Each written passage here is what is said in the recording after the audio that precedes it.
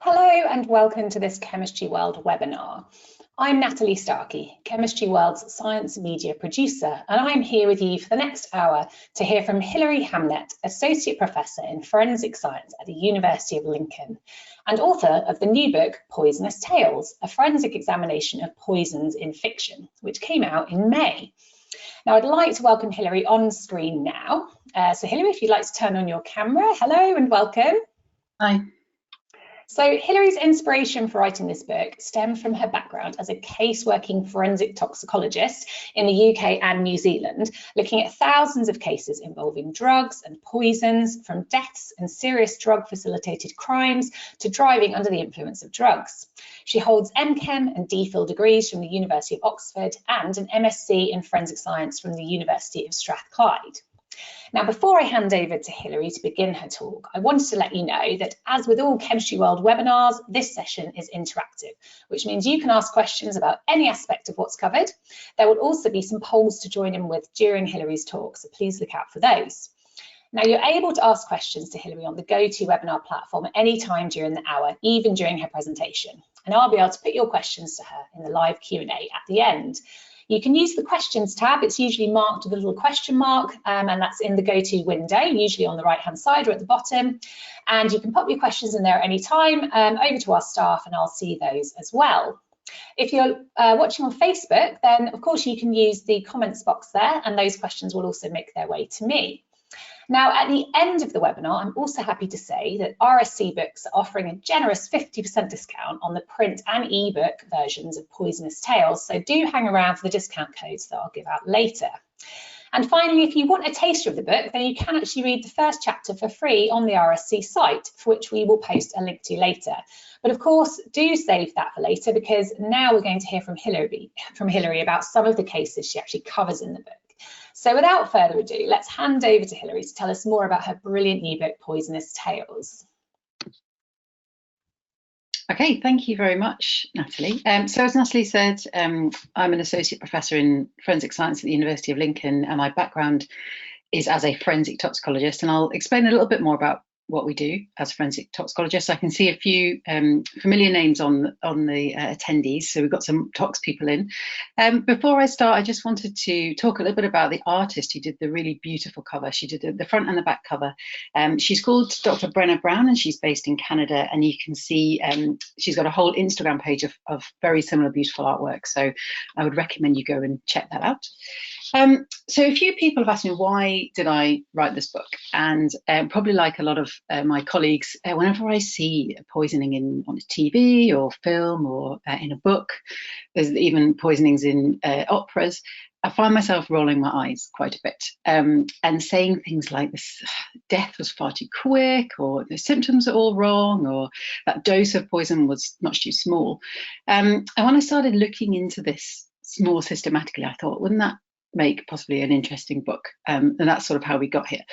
Now, fiction writers, they just love a poisoning, and poisonings go back thousands of years. So we've got poisonings happening in Roman and Greek literature, we've got them in the Bible, through to people like Chaucer, Shakespeare, Dickens, right up to the modern day. And we're going to look at James Bond later on. There's also a fair few poisonings in Harry Potter, if we've got any Harry Potter fans in. So it's a really well-worn plot device, but unfortunately, it's quite often displayed incorrectly. So how do I know that? Well, as a forensic toxicologist, I help to investigate real poisonings.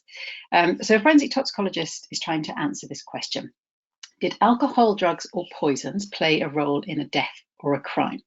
And the sorts of deaths that we typically get involved with are deaths that have been referred to the coroner. So that's anything sudden, unexpected, or unexplained. So that might be a car crash. It might be something that looks like a suicide, like a hanging. It could be a death in custody, or a death that happens in the workplace. We also get involved in suspicious deaths, so shootings and stabbings. And then the sorts of crimes I mentioned, drug driving and drink driving already, drink spiking, So drug facilitated sexual assault is the one that we would get involved with. And then we also play a role in the family court. So if there's a dispute between parents or between parents and social services around drug use, we might be asked to do testing, and we would test hair in that situation. And sometimes we're looking for evidence of drug use, but other times the parents will say, well, I've been clean of drugs for say 6 months or 12 months, and we'd be looking for evidence of no drug use as well. Now, I've used this phrase, play a role, specifically because although we do see cases where poisons and drugs are the cause of death, we also see cases where they're involved in the death but haven't actually caused it. So if we think about a car crash, someone crashes their car and dies after drinking, the cause of death was the injuries from the crash, but the fact that they had been drinking is relevant to the death. So our job is to get body fluids, and you can see blood in the picture there. And we also get things like urine, vitreous humour from the eyeball, obviously only in someone who's deceased.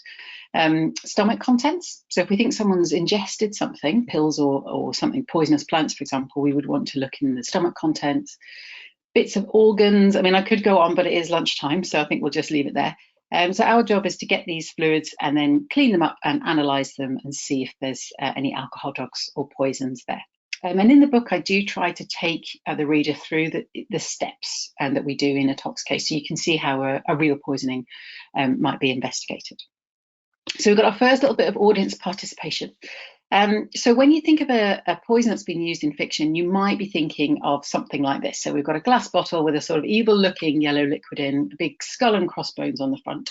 And what I want to know from you is, what do you think of when you hear the word poison? So can you name me a poison in the question box? And then Natalie's going to read a few out for us. Don't overthink it. Just put the first one that comes to mind. If it's already been mentioned, put it anyway. I'm just really interested to know what people think of when they hear the word poison. And it's not a spelling test, so don't worry if you can't spell it. We'll probably be able to work it out. And I'm wondering if I can pronounce some of these, but you probably can, because I'm sure you've heard of all of them. This is fun because I think the audience don't actually get to see what all the other audience members are putting in the box. And I think that's good, because otherwise you probably will copy each other and have your first thought ruined. But actually there is a very popular response coming in, and it's funny because when we did our run through for this webinar, it was the response that I put down. So it's obviously, as a non-specialist in this area, that's definitely one of the top ones that we talk about quite a lot. So gosh, we've got loads of responses. Thank you everyone for popping those into the box. Hilary, you can see those answers, I think, can't you? Yeah. Yeah, I'm going to let you have a look through. I'm sure people have had just about long enough now. So I'm going to hand back over to you. You can choose some of those. There's so many different ones in there, but yeah, definitely a bit of a theme going on. Okay, so I think we've got a clear winner, which is cyanide. So we've got lots of people saying cyanide. There is a chapter actually on cyanide in the book. Cyanide poisoning is perhaps not, in modern days we see cyanide perhaps not in the way that you think, and I'll let you read the book to understand what I'm saying. Strychnine is coming up quite a bit. Some good spelling of strychnine. I'm quite impressed actually. There's a chapter on strychnine in the book as well. Now there's a few other sort of what you might call a bit old school, a little bit sort of Agatha Christie ones coming through. Arsenic is a really popular one. There isn't a chapter on arsenic, and I'll explain why in a minute. What else have we got? Carbon monoxide, yes, carbon monoxide, there's a chapter on that in the book. That's a really good one. Ricin coming through, I like to see that. Ricin, that's a good one. So a lot of these are sort of a bit Agatha Christie. So Agatha Christie actually was very, very good at depicting poisonings in her work. So she worked in a pharmacy, so she was really, really knowledgeable. And so she used lots of things like strychnine, arsenic, and cyanide, all those sort of classic ones. Now, my book is not actually about Agatha Christie or any crime fiction. It's about non-crime fiction, so where a poisoning is happening as part of a bigger, more complicated plot. If you are actually interested in Agatha Christie, there's a very good book called A is for Arsenic by Catherine Harkup, and I would definitely recommend that if you're interested in that. But I don't cover Agatha Christie, and I don't cover, Sherlock Holmes or anyone. I'm looking at non-crime fiction. And lots of these classic poisons, we just don't really see them anymore. So we don't really see arsenic poisoning or lead poisoning anymore. And in the book, I'm really trying to bring together the reality of modern poisonings with what we see in fiction. So I don't have a chapter on arsenic. I don't have one on something like lead, because actually these poisons are now really hard to get hold of, and I think that's why we don't see them anymore. So in Agatha Christie's day, it was really very easy to get hold of poison. You just went into like a pharmacy and said, oh, I need to poison a rat, and they just handed it over to you, which is why she used them a lot. But now it's really hard to get hold of these things. And strychnine, I mean, I've seen one strychnine poisoning in real life. That was banned actually by the EU back in the early 2000s. So you used to be able to buy it to poison pests and things, but we can't buy it now. Although I dare say there's probably some sitting around in people's sheds and things. But that's why I haven't covered some of these classic type poisonings. If you are poisoned in real life, you are much more likely to be poisoned with a drug than with some of these sort of classic ones that people are talking about. So people overdose on things like recreational drugs like cocaine and heroin, sometimes at the same time. They overdose on over-the-counter medicines, so things that you don't need a prescription for, like paracetamol or Nitol, a sleeping tablet.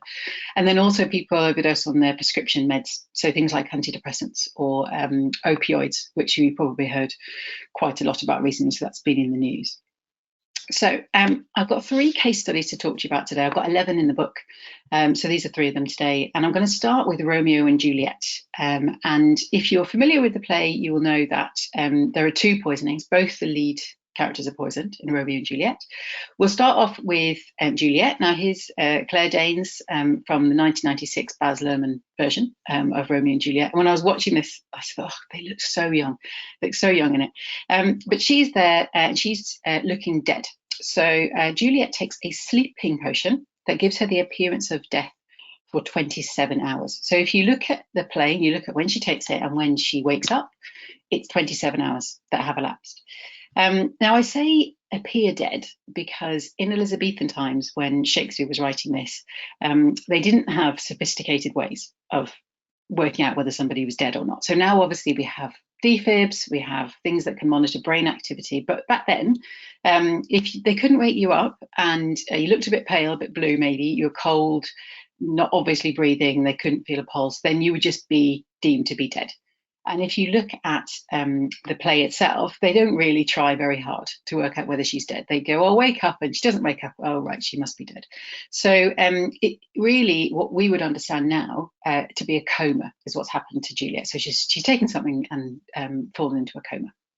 Now, I've written underneath murder-suicide, and that's if you were to imagine a crime scene investigator going to the final scene of Romeo and Juliet, we've got 2 people who are dead. We've got Romeo who's been poisoned, and we've got Juliet who's been stabbed. And just going into that cold, you might think, okay, Romeo has stabbed Juliet and then taken his own life with poison. And obviously, if you're familiar with the play, you know that that's not what's happened, but just at face value, that's probably what you would think has happened in this case. And obviously, as more information comes to light, that will be reevaluated by the investigators, but at first sight, it looks like a murder-suicide.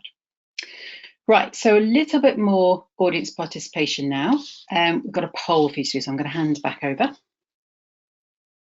Excellent. Okay, so we're going to bring the poll up onto the screen, and then we will see if our audience can answer this question, and it is, who gave Juliet her sleeping potion? So we've got the options. You can just click on those on screen: an apothecary, a nurse, a friar, or Romeo. I know the answer to this one, and it's only because I was given the answers in advance, but actually I had no idea when I was looking. I was like, oh, I know, I remember watching the movie. It was, yeah, back in the day when I was at school. It was brilliant. I loved it. I loved Leo in it. He was brilliant. But yeah, I didn't know the answer to this one. I obviously wasn't paying enough attention. So if you want to, yeah, if audience members, let me just check how many people we've got answering. Okay, people are doing very well, I have to say. They obviously paid more attention at school than I did. Yeah, so we've got about half of you so far have clicked on your answers. 2 are kind of leading at the minute. Yes, I probably don't know my Shakespeare well enough. Let's be honest. We should say it's anonymous, so your high school English teacher is never going to find out if you get this wrong. So don't. Very good point. Yes, I can't see what you've clicked. I just know the numbers that have clicked each answer, so there'll be no shaming. Okay, we've had, quite a few people have responded now. So shall we bring up the poll results, if that's all right? And there we go. I'm going to hand it back over to you to discuss those results, because they're quite interesting, aren't they? Yeah, so if you guessed an apothecary. That was a very good guess, actually, because it's Romeo who gets his poison from the apothecary. The correct answer is the friar, which 40% of you knew, so well done to those people. It might seem a little bit odd to us in modern times, the idea of a friar or like a monk or religious man handing out poisons. But back in Elizabethan times, religious men were some of the few people who could actually read and write. So Elizabethan times literacy levels were very low, but people who lived in religious communities could often read and write. And they would also have medicinal herb gardens in the grounds. And they would use those plants to mix up remedies for people within the religious order or perhaps in the local community. And to do that, they needed to be able to read because there were textbooks available at the time, and they were called herbals. And they told you, what the plants look like, what you could use them for, what the sort of pitfalls of using them were, for example. And so that's why a friar would be giving out a poison. So it isn't completely crazy that he would be doing that. All right, so if I go back to my presentation, there we go. So Shakespeare doesn't tell us what it was. He's a little bit coy about a lot of his poisonings, actually. But we can work it out because we do still have herbals from that time. So some of them have survived. And if you look at the herbals of that time, then deadly nightshade is the most likely candidate. And it says in the books that it causes a deep sleep. So what we would understand to be a coma, deadly nightshade causes. And I should just say, actually, deadly nightshade is painted on the back of the cover of the book. We only showed the front of the cover, but it's on the back. I've got a couple of pictures that I took of deadly nightshade. So the top one is the flower and the bottom one is the berry. The top one I took at Chelsea Physic Garden and the bottom in Oxford Botanical Garden. And you can see actually that the berries are really shiny and attractive. And apparently they taste a little bit sweet. I haven't tried one. But the problem with that is that they're really attractive to children. So we do get accidental poisonings where children have eaten the berries. And when I was researching this book, I spent a lot of time in poison gardens trying to stop my toddler from touching anything. If you are interested actually in poison gardens, then now, if you're in the Northern Hemisphere, now is a really good time to visit one because lots of poisonous things flower at the end of June and the start of July. So I would recommend a visit if you're interested in poisons. And I've got a few URLs at the end to show you the sort of best ones in my experience of places to go to. Now, deadly nightshade would have been a typical plant to grow in one of these herb gardens, and it contains a drug called atropine, and I've put the chemical structure down there for any chemists and toxicologists that we've got on the webinar today. Atropine is still used medicinally, and we use it to dilate pupils. So if you're having eye surgery, you might have atropine eye drops put in your eye, and they make your pupils really, really wide, and that helps the surgeon to see what they're doing. If you take it orally, then it's a very, very powerful sedative. So it can cause something like a coma or a very, very deep sleep. When I say take it orally, I don't want you to imagine that Juliet is sitting there chewing on the berries or the leaves. It would have been made into a liquid by the friar. So you could boil it up in water and then boil that down to make like a very concentrated sort of tea. Or they might mix it up with alcohol or put it in wine or something like that and drink it that way. So how realistic is our depiction? So Juliet, if you look at the play and look at the directions to the actress, she drinks the poison and then falls gracefully asleep onto her bed, and that's it. Now, that's far too quick. So if you were to take something orally, you're not going to feel the effects immediately. It's going to take a while. It's got to pass through the stomach. It's got to then get into the bloodstream and start affecting you. So it would probably take sort of between, let's say, 10 and 15 minutes, give or take. And that, obviously that's not what happens in the play, so straight away. Something else is that if you overdose on atropine, you will go through a series of quite distinctive symptoms before you get to the coma. So people will be flushed, they will have a very rapid pulse, they will be sweating, their heart will be going, they'll perhaps be confused. And obviously we don't see any of that with Juliet, probably because it's not quite in keeping with the romantic view that Shakespeare wanted us to have of her. But the thing that is actually quite realistic is the length of the coma. So 27 hours might seem a bit unrealistic to us, but there are real cases of people who overdose on deadly nightshade who are in a coma for 30 hours. So 27 hours, actually, that's not too bad. All right, so our other victim of poisoning is Romeo. Now, Juliet's poisoning was non-fatal, and it is important to remember actually that not all poisonings are fatal, but Romeo's is fatal, and he takes something different to Juliet, and he gets his from the apothecary, and here's our very, very young-looking Leonardo DiCaprio with his poison. Again, we don't know what it is, but looking at the herbals from the time, aconite is probably the best guess. And if you remember the cover of the book, aconite is on the front cover of the book. If you're familiar with Harry Potter, you might know this as monkshood or wolfsbane, so it goes by those different names. And it's you can see a picture of the flower at the top there. It's very, very attractive to bees, and hopefully you can see there's a little bee visiting the plant there. It also has these characteristic sort of spidery leaves that you can see underneath, and that second picture that was taken in the poison garden at Alnwick, and I'll talk a little bit more about the poison garden later. Now, aconitine, which you can see down the bottom there, that works by interfering with the heart, and that's how it poisons people. I'll come on to the symptoms in a minute. We don't use aconitine anymore in Western medicine, but it is actually used still in traditional medicine. So it's very popular in things like traditional Chinese medicine. It's made into a sort of a liquor with alcohol, and then that's used for things like inflammation or pain. Unfortunately, we do see quite a few accidental overdoses with aconite, and that's because it's actually really difficult to get the dose right if you're using a plant material. So they tend to use the root of the aconite plant, and how potent that is going to be will really vary based on things like how old the plant is, so how many seasons it's gone through, when you pick it, so what time of year you pick it, what the environmental conditions have been like, so how much sun has it had, how much water, what you do with it once you've picked it, so how you process it, there's things like heating and so on that you need to do to it. So all that together leads to a lot of uncertainty, and unfortunately that means people do accidentally overdose on it, and we've got a few cases in the literature of that.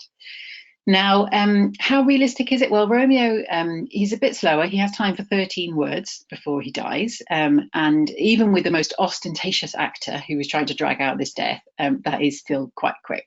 So it's not that sort of 10, 15 minutes that we would expect because, again, Romeo drinks the poison. There's also some really interesting symptoms that you get if you overdose on aconite. So it starts with a sort of tingling. So people feel their fingers tingling and their mouth tingling.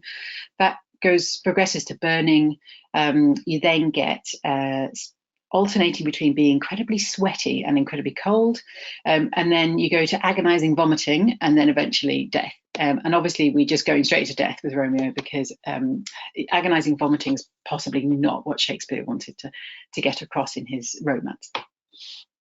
So just a little reminder, I know Natalie's mentioned this already, but if you do have any questions, please put them in the question box, and we will try and get through as many of those as we can at the end.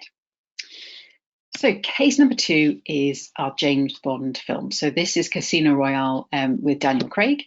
Now, unfortunately, we can't play the clip of him being poisoned because of copyright, but I will put up the link later, and I would recommend you go and watch it. It's only 5 minutes, just to see how this poisoning is portrayed, because it's a really interesting one. So James Bond is in a casino in Montenegro, and he orders a martini, obviously.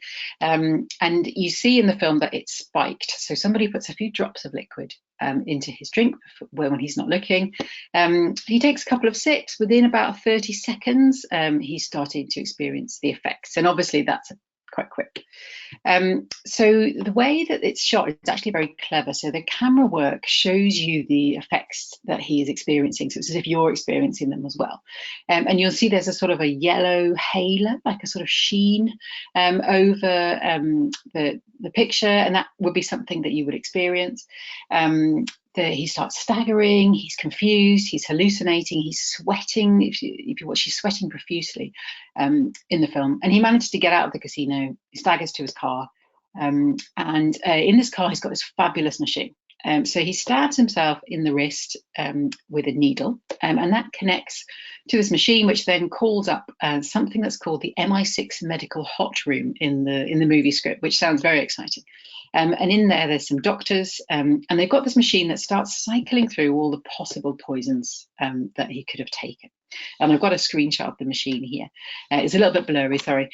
So it says, it's come across a match. It took about 40 seconds and it came to our match. And it says ventricular tachycardia. And that's what James Bond is experiencing. So he's experiencing a dangerously irregular heartbeat. And the name of the drug is called digitalis. And so we do know in this case what he's taken. Now, I should say that this machine does not exist. Even if he was in the room, not hundreds of miles away, this machine will still not exist. So it's not really to do with the distance. I really wish this machine existed, and I wish I'd invented it because I would be very, very wealthy. But we can't tell as toxicologists what somebody's taken within 40 seconds. It probably takes the best part of a couple of days to work out what somebody's taken in an urgent scenario.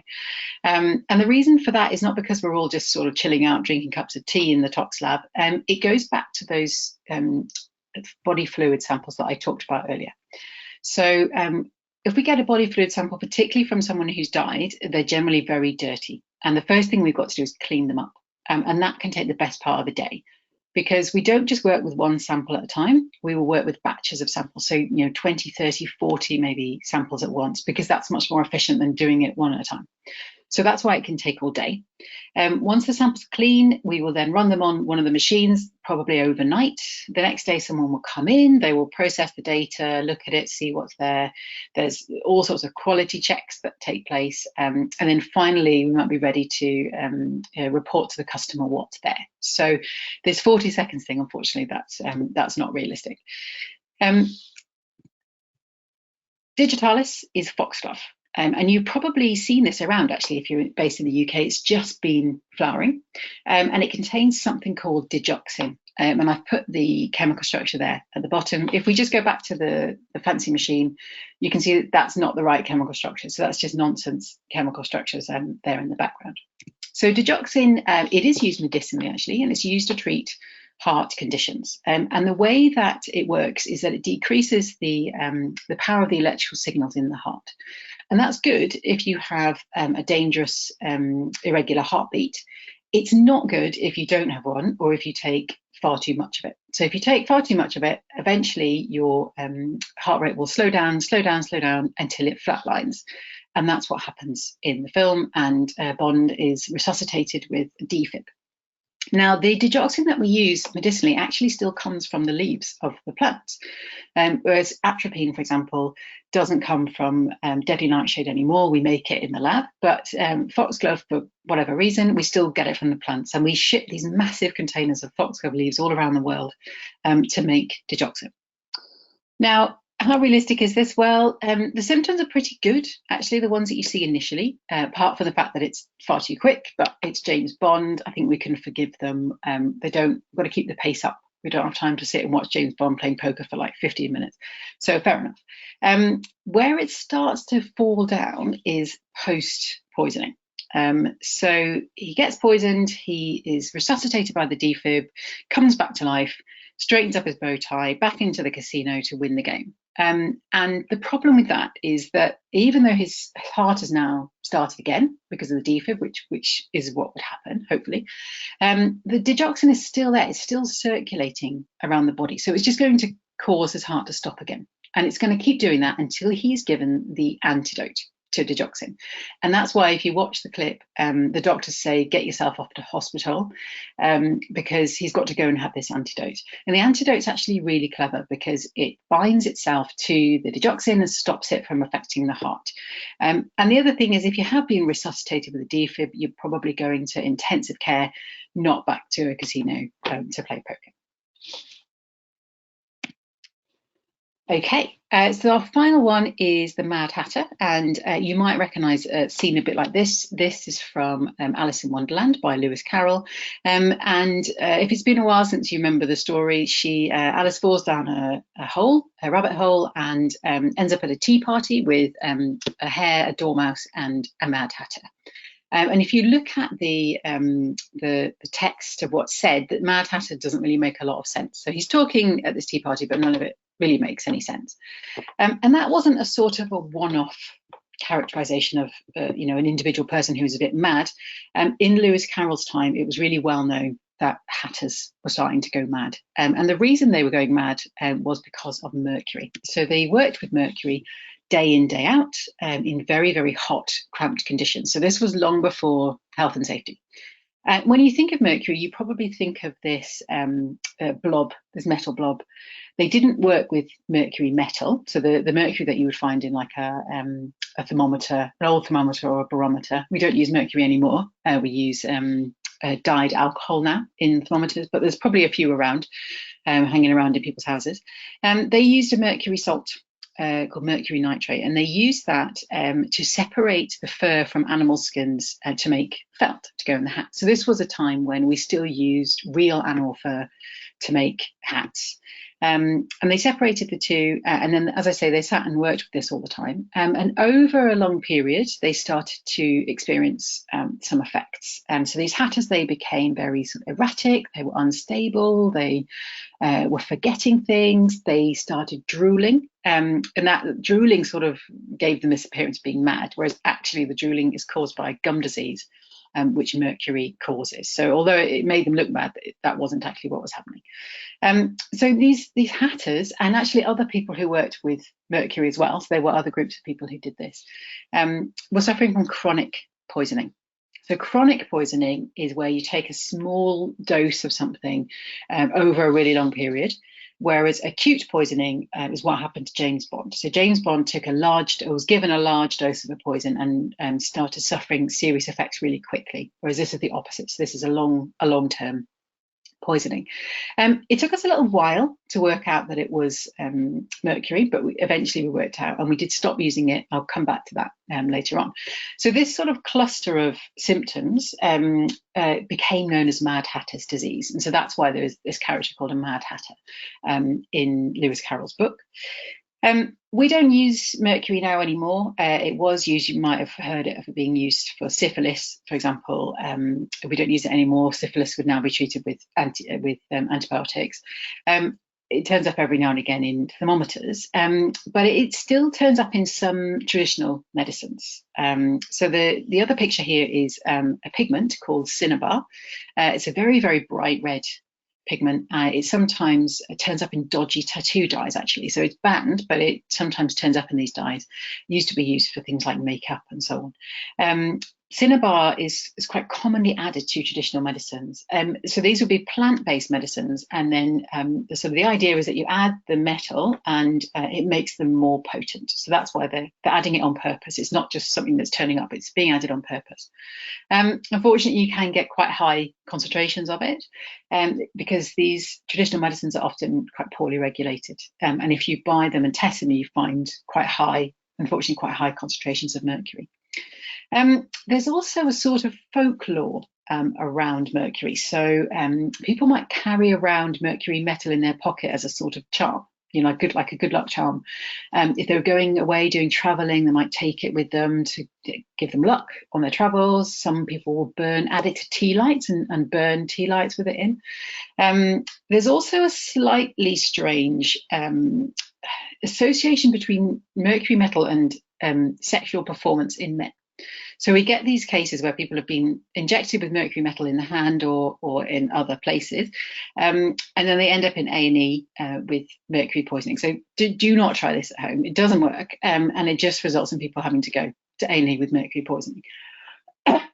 Now, as I said, we eventually stopped using mercury in hats. I'm sad to say that wasn't because of the health and safety of the hatters. It took a long time for us to work it out, and even then, nothing was really done about it, because back in the day that hats were being made with mercury, people had very few rights in the workplace, and they were probably quite apprehensive about going to the factory owner and saying that they thought this mercury was making them ill, because they would probably just be sacked. So it took a really long time, and the reason we stopped using it actually was because of the outbreak of World War II. So when World War II started, we needed all the mercury for detonators, so we stopped using it in hats, and they found other ways. And sort of fashions moved on a bit as well. So instead of felt hats, people started wearing things like silk hats. So it sort of naturally fell out of use. Other people who were poisoned with mercury, dentists who were using it for fillings, people who worked with gold, for example, also started to suffer from this Mad Hatter's disease. Okay, so I've got the URL there for the James Bond poisoning. If you have a smartphone, if you just point your camera at the QR code, I'll give you a few seconds to do that. It will take you to the YouTube link. And like I say, I would definitely recommend having a look at that later, because it is a really interesting portrayal of digitalis poisoning. I should say, if you do have something like digitalis growing in your garden, or opium poppies or something, you don't need to be worried about it unless you try and eat it. It's not actually illegal to have them growing in your garden, so you don't have to go and rip them out. What is against the law is processing the plants. So, trying to flog them to people, harvesting them, trying to get things out of them. That's where you can run into legal problems. But if they're just growing there, then they're absolutely fine.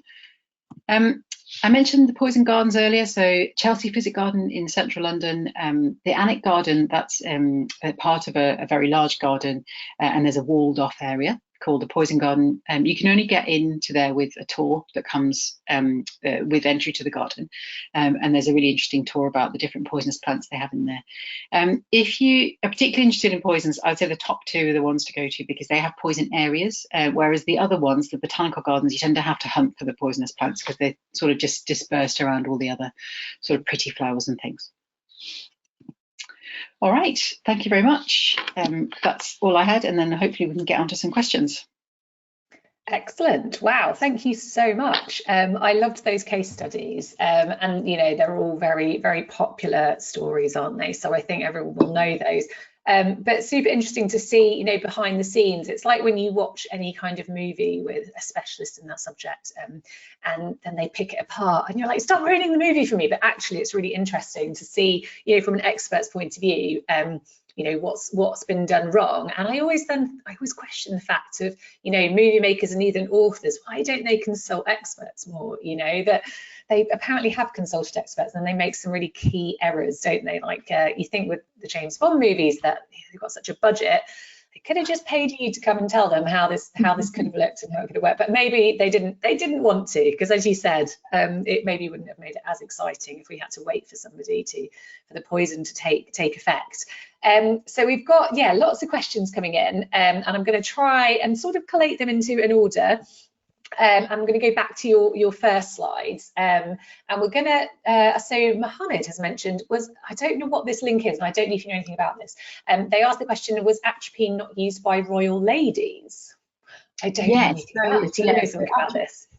Atropine does have a reputation as being used to make sort of a doe-eyed beauty. So people, before they realised how poisonous it was, were using it as eye drops. They would make their own eye drops and put them in, and then their pupils would become huge, and that made them very attractive. So yes, it was used by royal ladies. Dear. Okay, and I'm imagining, that was probably not very good for them in the long run. I didn't know that, but that's really interesting. And John mentioned, I think this is more of a comment, in the 19th century, only the rich used physicians, and actually the healthcare system and the rest of the community was in the hands of the clergy. So obviously you're mentioning about the friar with Romeo and Juliet. That's quite interesting. I didn't know that either. I obviously knew that we didn't have as many doctors around, but yes, I guess this is where you mentioned the clergy, could read and write, and so I guess that's where they could learn how to use all these things. So thank you for that comment. That's great. We do have a lot of experts in the audience, it would seem, which is brilliant. I'm glad they're all along to hear your talk. Right, what are we moving on to? I wanted to ask you a little bit about actually coming back to that part about advising on kind of writers and maybe even movies. However, have you ever done any advising or consulting for poisons being used in books or anything? I have. So I get the odd person who's writing, they want to murder somebody and they're looking for the right poison. And I've had a couple of TV people come to me and say, we've got this idea. So somebody wanted to murder someone with mercury, so they wanted to leave them in the room with mercury, but the setup would have meant basically they needed like a swimming pool amount of mercury, and that wasn't really going to fit. So sometimes they go ahead and do it anyway, and sometimes they do take your advice and find a different sort of a poison. But every now and again, people do come and ask me for fictional poison. That's the thing, isn't it? You can only give your advice and then they can do with that what they want. They can still choose to ignore it, I suppose. Ilmar mentioned that the structure that you showed in the Bond movie is apparently some sort of peptide antibiotic. And they've mentioned that they think that's a strange choice considering I can't say it now, digoxin, is that the one? Digoxin has an interesting structure, and it does, doesn't it? Because you showed the structure of that, and actually if they just got that bit of science communication correct, it still would have looked, it probably would have looked better, in fact. But yes, that, never mind, you know, maybe for the next Bond movie, if there's any more poisonings, we can try and get it right. So another question, what is the antidote for digoxin and where does it bind? And they asked, to the molecule or receptors in the body? Do we know the answer to this one? So it's called digoxin Fab. You can find out a bit more about it in the book. So it's an antibody that binds to the drug itself.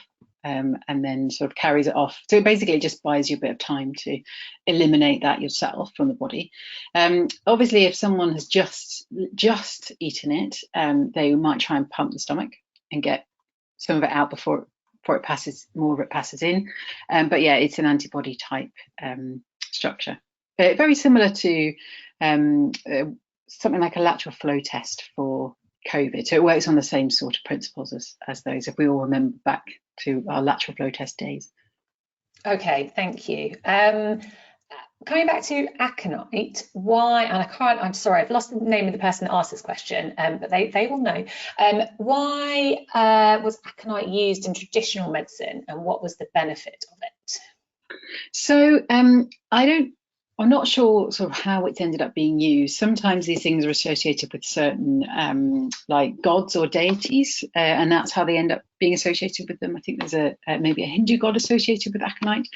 And like I said in the earlier on, it tends to be for things like inflammation and pain, and so people start to associate those two things. Whether or not they work is a different sort of question, depending on what's actually wrong with the person and whether they manage to get the dose right, and that sort of thing.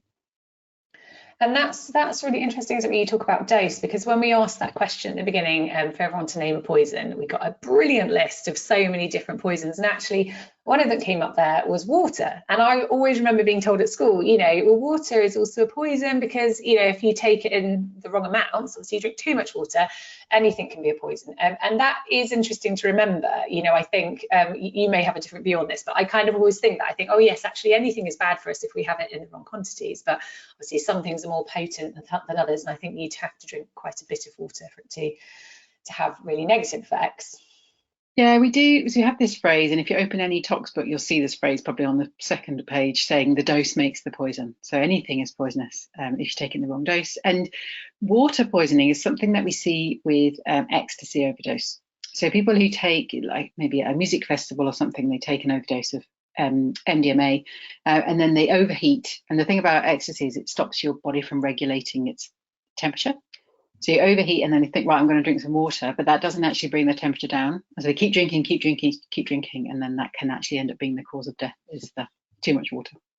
I see. Okay, and that happens. It happens quite quickly, I guess. You know, because I guess it's just that what happens is that your cells just can't cope with that much water. Yeah. Goodness me. Okay, we've got, moving on to the mercury, we've got a question about how is mercury poisoning treated? That's an interesting one. And does it depend a bit on how much poisoning you've had, what the dose has been? Yeah, so mercury, like lots of metals actually, we're not very good at getting rid of them from the body. So they tend to sort of sequester into bones and parts of the body that are hard to reach. There are some treatments for us, they're called chelating agents. And a little bit like the digoxin antibody, they bind themselves to the mercury and then they pull it out of wherever it is and then you basically wee it out. So you get rid of it in the urine. So there is some antidotes. They weren't that well known when these hatters were working, so most of those people probably didn't get any treatment at all. And for a lot of the time, actually, they didn't understand that it was mercury. They thought they were all suffering from sort of more like a psychological problem, so they didn't think to give them what we would understand now to be medicine. Okay.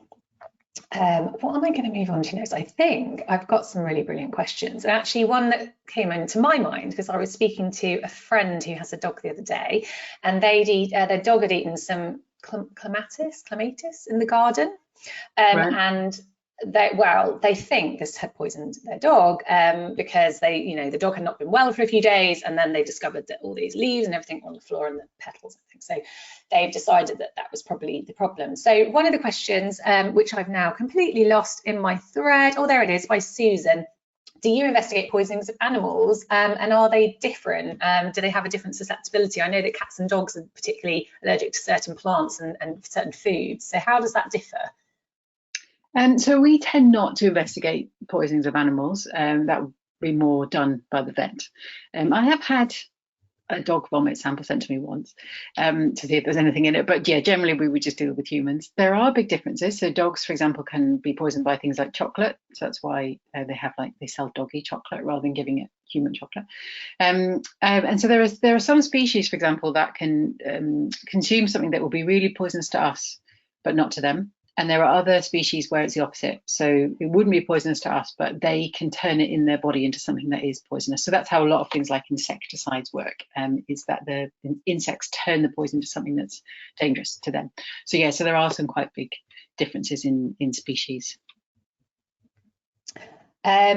In terms of talking about those plants in the garden again, we've got a question from Tracy. Are there any particular poisons that you like to grow in your garden? Now, you mentioned earlier you have small children, so I guess this is always a thought. But is there good stuff that we can grow in the garden as long as we don't eat it? We could have nice poison gardens and nice things to look at with keeping in mind children, animals, and things like that. Yeah, so I suppose it depends what you want. If you want something that flowers in a way that's really attractive, then things like the aconite, digitalis, they look really nice when you grow them. The only thing we've got in our garden that's poisonous at the moment is yew. So we've got a yew hedge, and that's so if you go to like a fancy, house. Then they might have to have shaped their yew hedge into like something fancy. So yew's poisonous. It's the needles actually that are poisonous rather than the berries. So yeah, other sorts of things. Datura is a really interesting one. So Datura's got these really spiky sort of apple seed pods, which look really interesting. There's some pictures of those in the book, and they've got quite pretty flowers as well, quite pretty white flowers. So they're the ones, if you're looking for aesthetics, they're the ones I would recommend. That sounds good. And probably we've all got poisonous plants in our gardens without realising, and they're everywhere, and we just don't eat them, so that's fine. So we can avoid getting poorly from these things.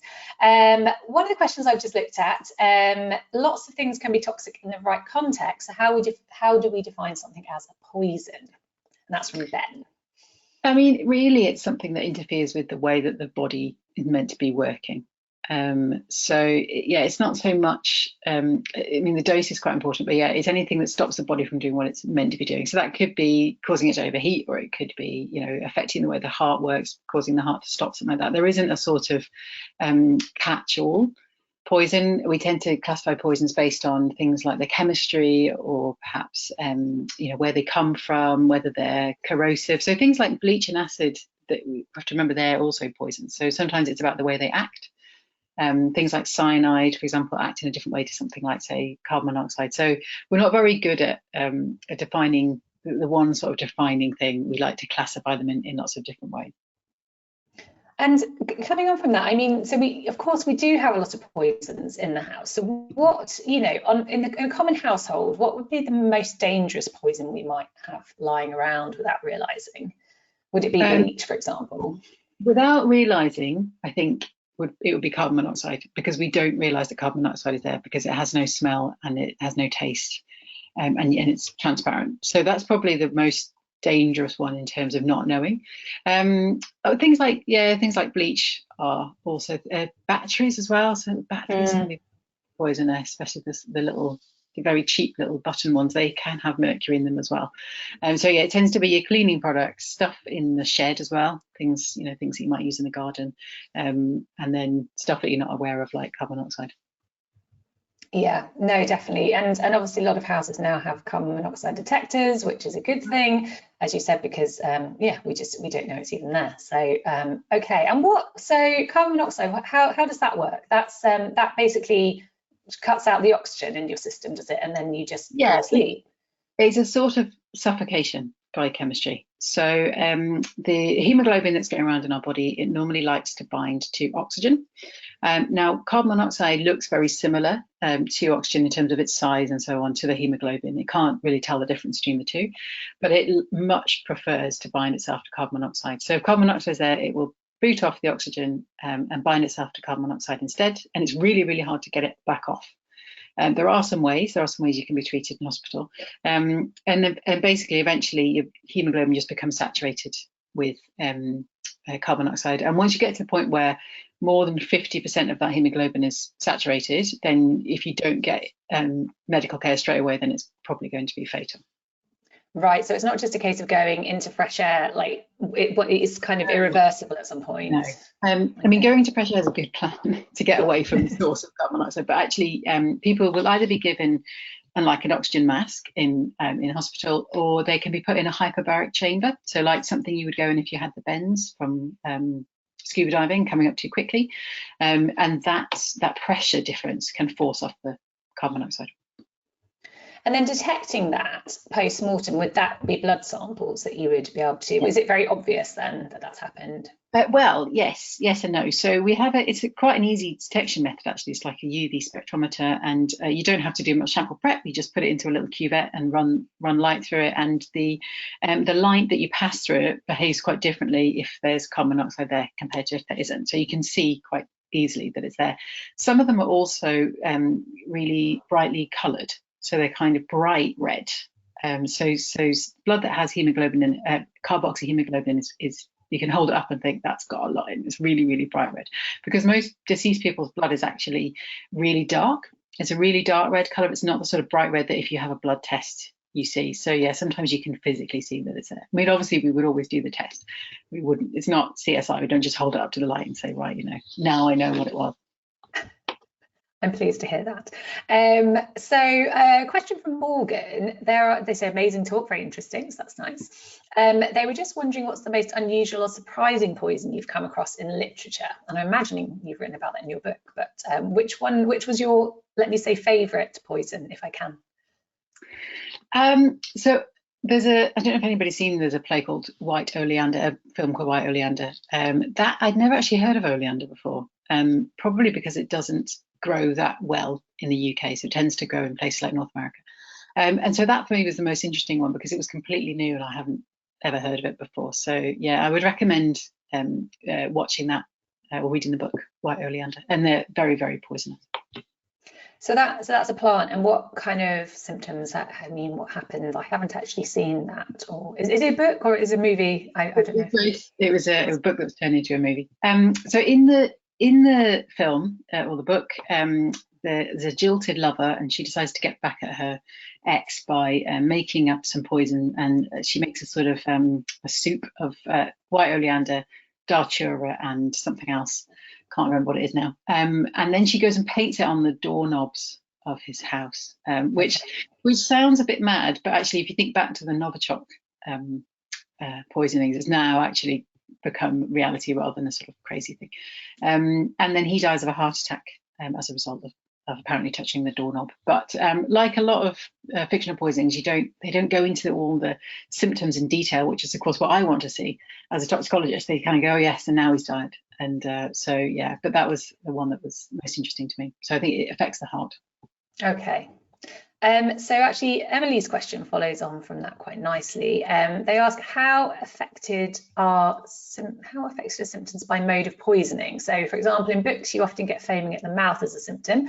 Would that mainly be linked to poisons that were eaten or drunk, or could it be diagnostic for a certain poison taken in different ways?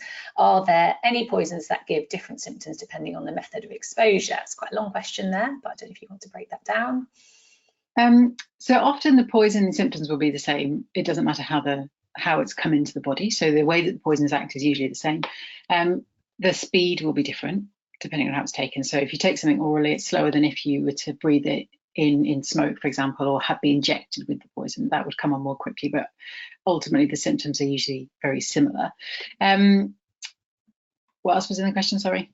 The different ways. I think that's probably answered. And kind of the frothing at the mouth, the way that the person's affected. Does that? Yeah, I mean, frothing at the mouth is something that people love to use, particularly in films, but it's not a particularly common effect. So you do get cases where people, like with the mercury, they drool, or excessive saliva sometimes happens. But foaming at the mouth is more a fictional thing, really. It's often associated with things like cyanide poisoning, particularly if you get these spy stories where people, they bite on the cyanide capsule as a suicide method before they give away all the secrets. So that can be associated with foaming at the mouth, but actually it's not a particularly common symptom to see. Ah, interesting. Okay. What I'd like to do now, because we are nearing the end, I do have a couple more questions that I'd like to get through just before we end, but I wanted to give everybody the amazing discount code that we've been kindly offered by the RSC. So if we can bring up the slide with the discount code on so that everybody can see that, and I will also read it out, we'll put it in the chat as well. So here we go, we have Tails 50p and Tails 50e, and that will give you a 50% discount on the print and ebook respectively. I do need to point out this discount is only going to work until July 20th 2023, so you do need to get your orders in quite soon, and it's a really generous discount, so I would definitely make the most of that. And as I said, if you're not sure, I don't know how you wouldn't be sure after this talk, but you can obviously read the first chapter for free to check that it's the kind of book you want to read, because it's, it's hard to know, isn't it? And books I know are expensive, and so it's nice to check that you definitely want to buy the book by having a little read first. But yeah, great discount. So we've got those in the chat so everyone can see those, hopefully, and they're on screen. Right, I want to do just two more quick questions before we end. One's from Duncan. Do toxicologists invent new poisons? Is that a thing, or are we just looking at kind of what's out there already? So forensic toxicologists, it's not our job to invent poisons. We do occasionally see new ones, but our job is to detect them rather than come up with new ones. And how do you detect a new thing? Obviously you're presented with somebody who's died and you've got some samples, but like, how do you know, you're looking for a new chemical in their system that then you decide is actually going to be toxic in some way? Is that how it works if you've never seen it before? If you have the right sort of machine, it will tell you there is something there that it doesn't recognize, and it will give you the molecular mass. And then you can kind of work backwards from the mass to see what it might be. And then with the risk assessment for this, if you don't know what someone's died of and you think it's a poison, how do you then go about protecting yourself from that potential poison that's going to be in their system when you're testing? I'm thinking, particularly radioactive things, it could still be an issue for people. So what happens with that if you don't know? Genuinely, you have no idea what caused it. It's a good question. So when we work with biological samples, we do it in biological safety cabinets. So things that are in there we shouldn't be breathing them in. There are some antidotes you can have. So you've got things like naloxone. So if you think someone's been using opioids, for example, you might have those in the lab. Things like radioactivity, nerve agents, that sort of thing, they would be quite high above our pay grade. So they would be going to like secret squirrel places, where they would obviously have their own their own health and safety things in place. So if somebody does suffer from radioactivity, then that's quite obvious from the outside. But that's what's happened, and that would be sent to a different lab, to a normal different system. That is good to know. I'm pleased to hear that, because it's interesting to have this insight into how this world works when you know nothing about it. So I do think we're going to have to end there. There were lots of other questions. I've never seen so many questions, I don't think, in a chat. We did quite well to get through quite a few of them. There was one about mushrooms. I don't know if you cover mushrooms in your book. No, I don't.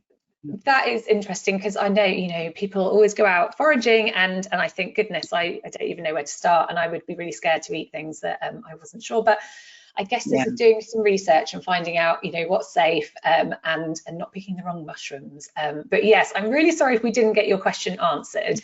But please go and get Hilary's book, and I'm sure you're going to learn a lot more about poisons. And it's been super interesting. So thank you so much, Hilary, for joining us for this fantastic, engaging talk. I've really enjoyed it. I've learned quite a lot today, so I think I need to go back and watch these movies again. So that would be great. To our audience, thank you so much for joining in, for all your questions, joining with the polls. It's been a really good webinar. If you have enjoyed today's webinar, then please check out chemistryworld.com/webinars for our future events, and we hope to be doing some more books events in the future. And while you're there, you might want to register for a free Chemistry World account, and you'll receive receive our very popular reaction newsletter that includes a weekly digest of big stories from across the world of chemistry. Now, there will be an exit survey after the webinar. It's optional, but if you do have a few minutes to fill it in, it would really help us to bring you the best webinars possible. And that's it from me, Natalie Starkey, Chemistry World Science Media Producer, and I look forward to seeing you again in a future Chemistry World webinar.